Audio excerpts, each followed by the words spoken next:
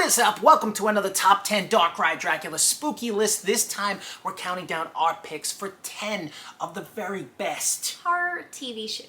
Horror TV shows. There's so many great horror TV shows from all different eras. It was hard to narrow down. It was really very difficult to narrow this down, but we think we came up with our personal list of 10 of the very best of them. But before we get into the list, I gotta give an honorary mention shout out to these two series right here. And they were neck and neck and they almost made it to the list, but these other ones were just better.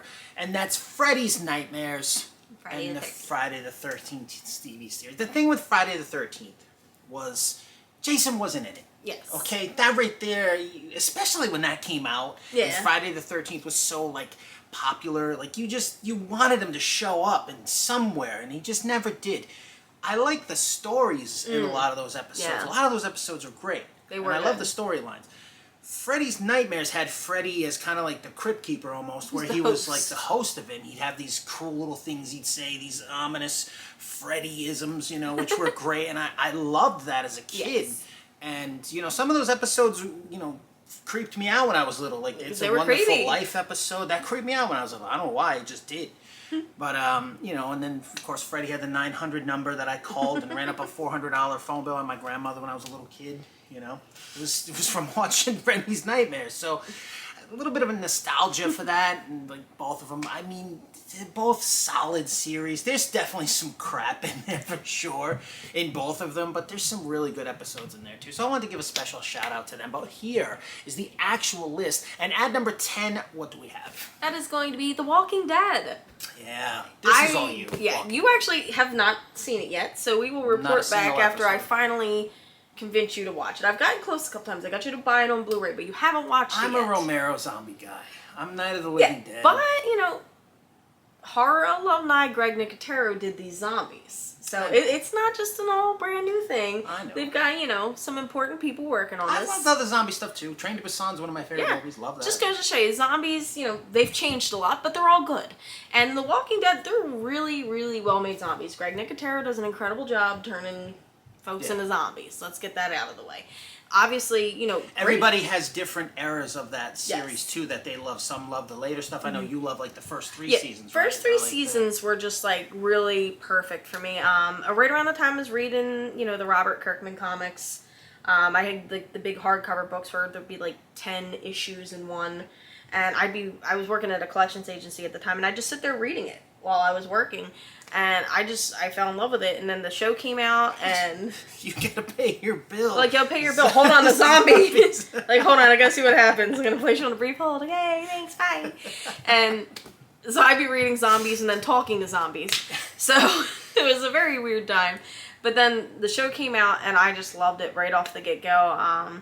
It's really well told. It's really well done. After the first 3 seasons, I really enjoyed the governor as an antagonist, and after that whole season ended and things just kind of didn't really make too much sense to me. Yeah, that happens. Things go in different directions. That happened for me with Game of Thrones. Like, you know, too many of your favorite characters. They die off and it changes the show. Yeah. And I just was like, I was jaded with it at that point, and, you know, they had killed off a lot of my favorite characters, so I was just like, eh. Yeah, a few months before I met you, I had scored the Walking Dead issue 1 and 2 out in the rain in a New York flea market for $1 a piece. Original first prints of those.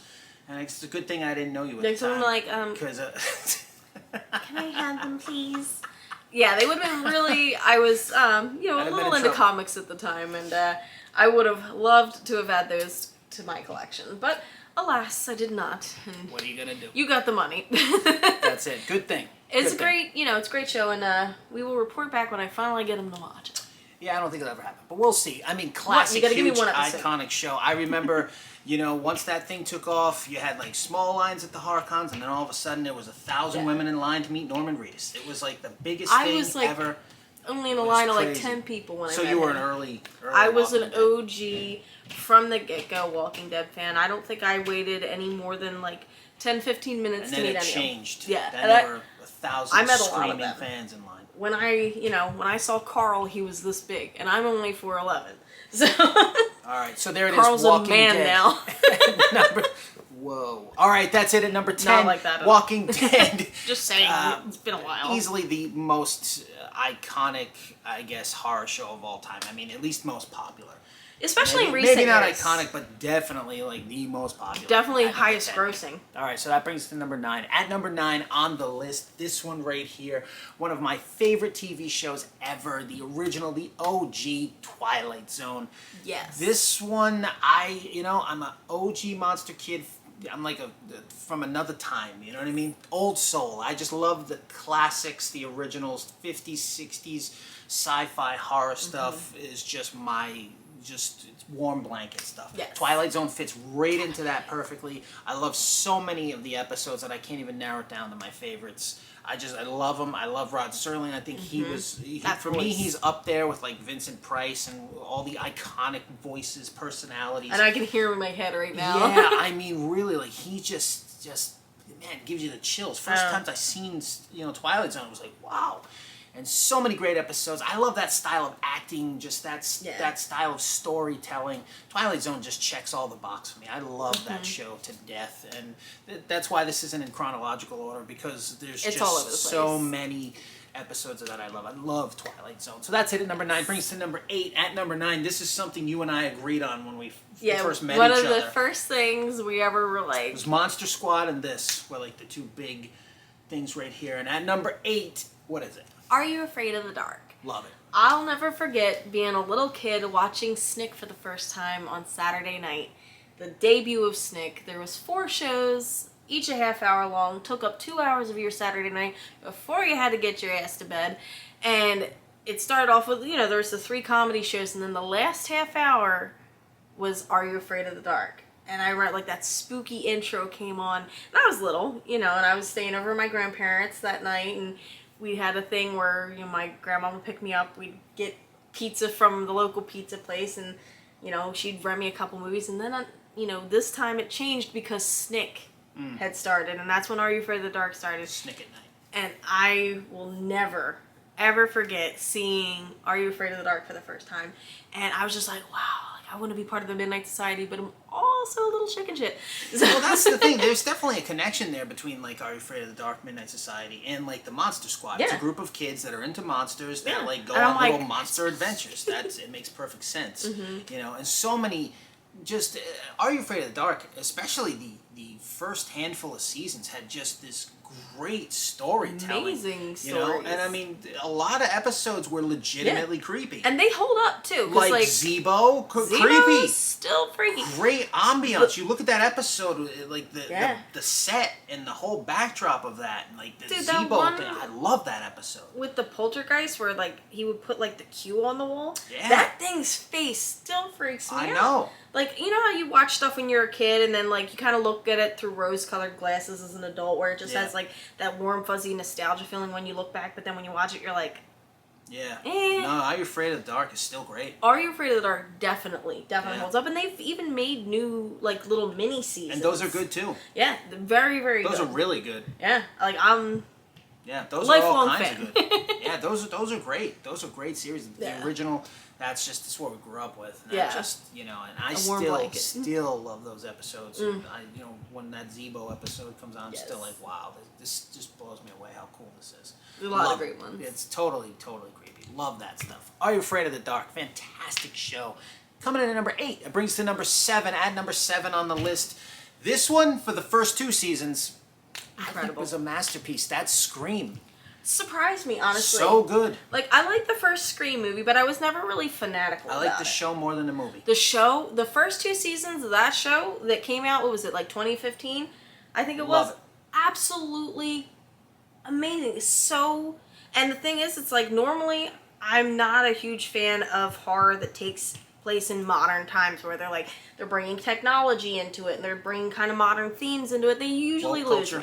Yeah, woke culture, because we're not good with that. We're from a different time, just in every way.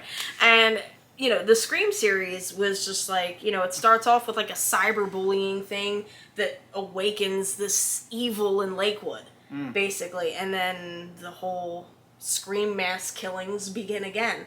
And honestly, this show has so many twists and turns, and it is so good and so suspenseful. And even though at first, like, and you're like first introduced to the characters, you're like, wow, none of these characters are likable. You actually like them. Yeah. In the end, and weird. then you're like, it's just the craziest thing. And it's so well done. First two. The third season's the third one's. Well, those two are connected. The Yeah. third season has nothing to do with the first. Yeah, and it two. just didn't cut it. So No. avoid the third season. Yeah. But the first two, fantastic. Incredible. Scream. I personally liked it more Yeah. than the movies. Great show. At number 7 Yes. brings to number 6. At number 6, this is on the list. It's not going to scare you Not at all. But it's The Monsters. Yes. The classic, original, They not Rob Zombie's crap. The original. Needed to be The on the Monsters. The real Monsters. I'm not sure that I love anything, on here more than that. In terms of, like, the thing that gives It's you the special. warm fuzzies. Yes. The Monsters. Yeah. So good. Growing up, I mean, back to talking about like Nickelodeon at night. You had Nick on Saturday nights, but the other 6 nights of the week it was Nick at Night. Yeah. And Nick Monsters. at Night, I really appreciate that I grew up watching that because that introduced me. I mean, obviously there's a lot of shows that I was like, oh, not this one. Like, oh great, it's the Bob Newhope show. Like Yeah. wonderful. But there was Monster Mondays, and that was 2 full hours of the Monsters, and I just fell in love with them. And I would make sure that no matter what I was doing, every Monday night at 8 o'clock, I Monster stopped. Mondays. Yep, I would stop everything I was doing. And for the 2 hours before I was told to get to bed, it was all about the Monsters. And from that point on, all I ever wanted to be when I grew up was Lily Munster. And Yeah. I always say it's Lily Munster and Ginger Spice because it was a product of the time. But I think in a weird way it actually kind of happened. The Monsters, that was like one of my dad's favorite TV shows. Mm. That's his era was, The Monsters and Outer Limits and Lost in Space. Best and so time for I TV. grew up on watching all of that stuff. And The Monsters was the one that I connected the most to just because I've always loved like the Universal Monsters and Frankenstein and, Wolfman and all the classics, and The Monsters just checks off all the boxes for that stuff. They're just so likable. the acting, the characters, the people, Yvonne DiCarlo, Fred Gwynn, Al Lewis. I mean, these characters, these actors made those characters. They brought those characters to life, and so much so that is who they are, and nobody else can play those characters, and nobody else should play those characters. And Rob Zombie's not the only one to screw it up. Everybody's ever tried. Yeah, it's just it can't be done. Yeah. It could never be redone. It's kind by of like anybody. The Crow. When you see The Crow, Brandon Lee's The Crow. That's it. Yeah, there nobody should else. be no other Crow because it's Brandon Lee. The Monsters are the same type of way. No one is on that level. When a No one's character gonna is be able to be on that sacred level. because of the person that played it, when the person that played a character is so perfect at it, no matter what you do. No, when they become synonymous with the character, Yeah. when they are that character and that visually in your head, that's what you see. That's it. Yeah. And so The Monsters is just, it's an untouchable masterpiece show. Product of its day and cannot be replicated no matter Not at what. all. Love it. Number 6, every episode. Fantastic Perfect. show. Had to give it a shout out on this one. So that brings to number 5. At number 5, love this series. This was so good. Ash versus the Evil Dead. Yes, it picks up where Army of Darkness left off. And of course, Bruce Campbell as Ash, which I'm just have the strongest feeling that the character and the actor are not far apart. No, it doesn't seem like it. And it's just, if not, it's just he was born to play that character. And, he's every bit of Ash as he's ever been. And, he's being his normal, ridiculous self. That show was so well casted, too. It Like, was. they really hit it out of the park with Yeah. the cast on that show.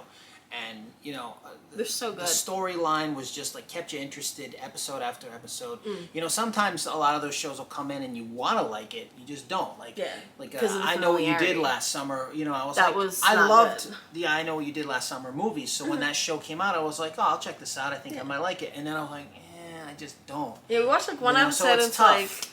like, But Ash versus Evil Dead, I was No. sucked right in, It and I was- couldn't wait till the next well, episode. when you have, Sam Raimi involved, it's still going to be great. It's, when you're going to revisit an iconic trilogy like this, you have to do it right. And that's how it's done right. Yeah. And it's like Bruce Campbell he makes everything that he's in.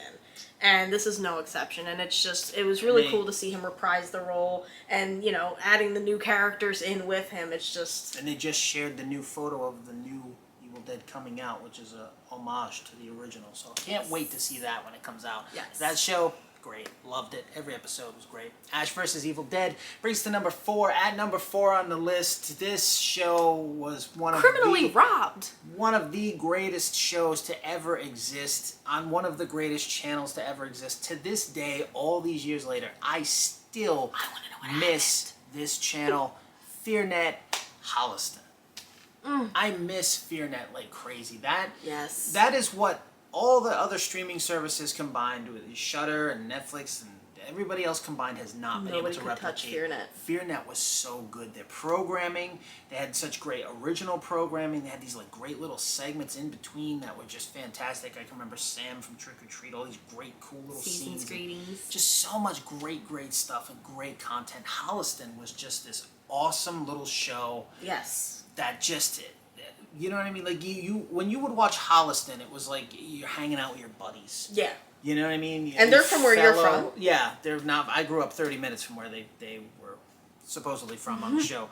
And so, I don't know if it's... Green's from there. I don't know if it's a combination of, that versus the horror element. I know, they're all talking about Papa Gino's. You're like, I know Papa Gino's. Yeah, like, I've eaten at Papa Gino's 1,000 times. It's one of those things where, like, it just feels like you're hanging out with buddies. Like, you feel like you know them. Yeah, because they're like you. They're like your people. Yeah. They're your people. Like, and you are like one of them, and it feels like that. And then, you know what I mean? So you're invested in the episode. These characters are all likable. I met all of them, and they're like all the sweetest, nicest people I know you could ever meet. I mean, Adam Green Corey English, he beautiful doesn't charge and amazing. for autographs. I mean, just all of them were just these great.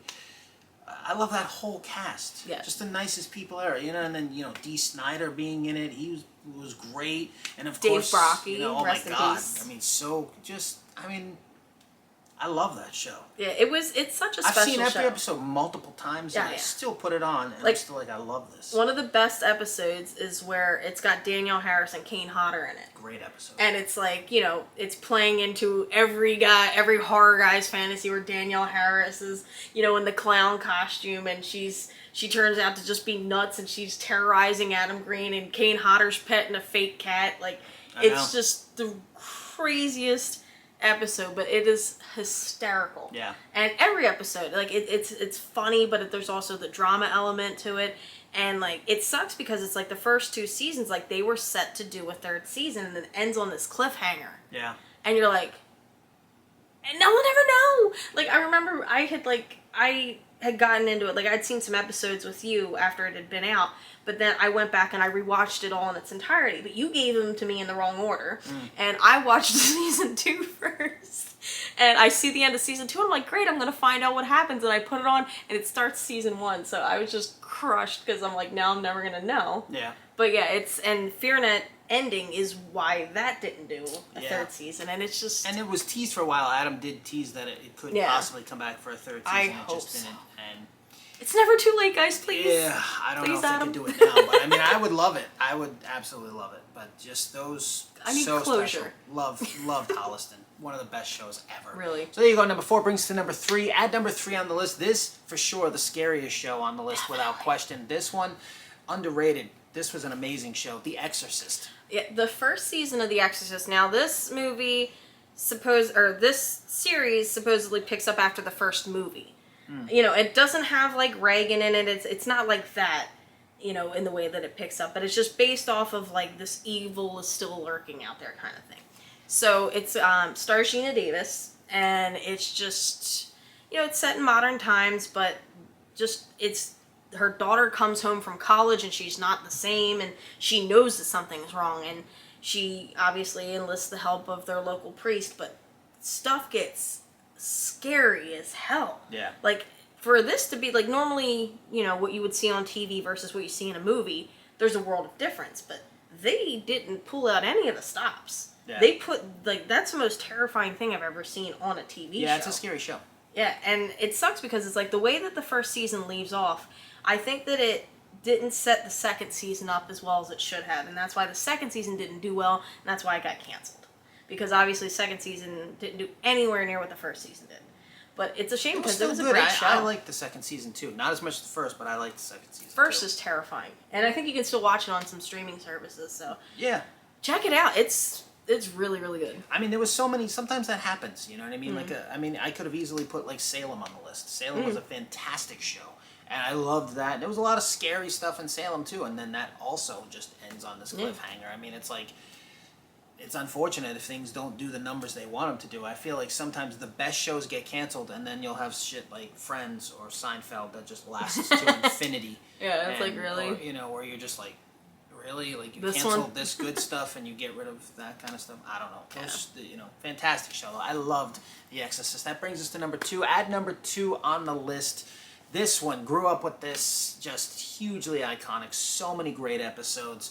Probably the reason I even got into comic books and stuff in the first place. That's Tales from the Crypt. Yes. This one just, I mean, the Crypt Keeper is like one just of the greatest characters. so cool of a character. Ever. And my personal favorite laugh. Yes. I love the Crypt Keeper's laugh. I love it. I love a It's lot like- of horror laughs. There's a lot of great horror laughs. You know what I mean? Vincent Price. Vincent Price. Zachary had a great laugh. I mean, there's so many great horror laughs, but for me, it's the Crypt Keeper. That right when he laughs and it goes Tales from the Crypt, man, that's just it. That intro to that thing is like, what an intro to that show. Watching that when I was like really, really So little, good. I would be like, I wasn't supposed to be watching it. Like my dad would be watching it in the other room, and I'd be like, well, because there were, it went well into the 90s. Well, there's inappropriate stuff. Yeah, it was wicked inappropriate. You know? I remember seeing the one, it was like one of the Christmas episodes where like, there was like, I remember like a hand on someone's back. Like, I'll have to look up to see what episode it was, but I remember like peeking in and seeing that and be like, yeah, it's definitely not meant for kids, but I mean, which I is saw a funny lot of because stuff that then was they meant for kids. eventually, he had his own Yeah. cartoon, Tales from the Crypt Keeper, and there were like action figures and toys and stuff like that. Yeah. So I mean, it's interesting that the HBO show wasn't for kids, but they marketed they're this. like, kids like the Crypt Keeper, we That's gotta it. give them something, and I was one of those kids. Yeah. And it's funny because even more recently, we're watching the new season of Beavis and Butthead, and there's an episode where Beavis is actually imitating the Crypt Keeper, and it's awesome. It's amazing. It's spot on. It's like episode 11 or something. If you That want to show check is it out. so great. And thankfully, they put it into reruns, which is how you Yes. wound up seeing it, because it just was Yeah, a huge. well, they like- replayed it all the time, and like they do like those free HBO weekends, Yeah. and my dad would just like binge watch that stuff, and I'd be like peeking around the corner like I'm not asleep. Ooh, Crypt Keeper. Oh shit, go to bed. Yeah. What an amazing show. So that brings us to the number 1 spot. And at number 1, some of you will disagree with this, but what a show this was. Tales from the Dark Side. Yes. This show, that intro used to creep me out when I was little. There's only been a couple of intros that came out where like, just the intro, I'd be like, Yeah, the voice. The voice Hitchhiker creepy. was another one. I didn't Oh, like the yeah. intro to The Hitchhiker. That Yeah, used to no. freak me out. I didn't want to watch that show because of that, even though Gene Simmons was on that episode. But Tales from the Dark Side was another one of those things. That guy's voice when he comes in, there's a place or whatever. You know what I mean? You're like, oh, Dark Side. oh, You're like, you know what I mean? Like, but the story, there's so many great stories in there. really Like, is. that was a really underrated TV show. I love Tales from the Dark I Side. know, man. It got like lost over the years. It did. They're on It streaming got overshadowed, services. I think, by like Tales from the Crypt Yeah. and things like that, because Well, they Tales had from the Dark Side didn't have the host. the character. Yeah. Didn't have the. It had the stories, definitely. It had the stories. Or like HBO had, obviously had Tales from the Crypt, and when HBO has something, it's going to be more like larger than life than say like something. I that comes think out they on a had regular figured out because network. Tales from the Dark Side came first. Yeah. You know what I mean? Years before. And Tales they're from the like, Crypt. we can really do something with this concept. Yeah, just give it a character. Yeah. And that'll do it. And they're like, they just, they sexed up the episodes. They put the Crypt Keeper at the helm, and the rest is history. And it was insanely successful. Yeah. And Tales from the Dark Side just really. It was more raw. It had like so many really, really. I mean, a lot of great like cameos from different huge actors and actors. stuff, and just the storylines were great, and just there's so many great episodes in there. Like I bought all the seasons just to rewatch them. They're on streaming And services they're too. just so good. Like that show's just so good. Like there's, really there's a lot of really cool stuff in there. And I think it's because I love cheesy, campy stuff. Yeah. I'm a huge fan of that. You know, like that I low love, budget horror. Yeah, I like that, and I like the the classic horror elements. And when you can mix the two like that, I'm kind of all in. Yeah. I love that. Tales from the Dark Side. What a great show. Perfect. So that's it. That's our picks for the 10 best horror TV shows. But we want to talk with you guys and want you to know or let us know what you think are the best or some of the ones we missed. So that's what the comment box is for down there. So put your thoughts down in the comment box below, and we will see you soon for another top 10 spooky list here on Dark Ride Dracula.